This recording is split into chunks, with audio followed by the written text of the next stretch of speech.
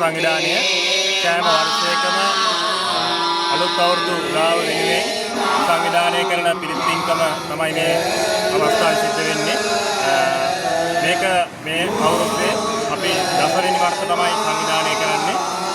ඉලක්කන කාලේ මහා සංඝරත්නයට සාංගික දානයක් දීලා අවස් කාලේ ගිහි අපේ උපාසක පිරිස විසින් පිරිත් සජ්ජායනයක් පුණ්‍යම් රාත්‍රියේ වෙනකම් සිද්ධ කරනවා.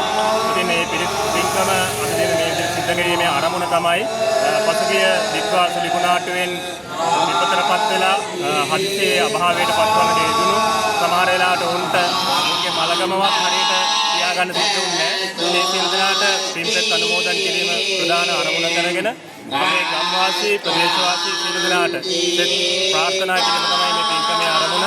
ඉතින් මේ පින්කම සංවිධානය කරගන්නට වල්පිට ප්‍රදේශයේ ගොඩාක් අය අපිට උපකාර කළා. ඒ සියලු දෙනාත් මේ අවස්ථාවේදී මතක් කරනවා.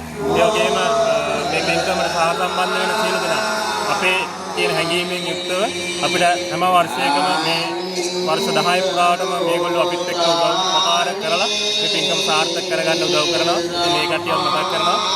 සියලු දෙනාටම සුබ අලුත් අවුරුද්දක් වේවා කියලා ප්‍රාර්ථනා කරනවා.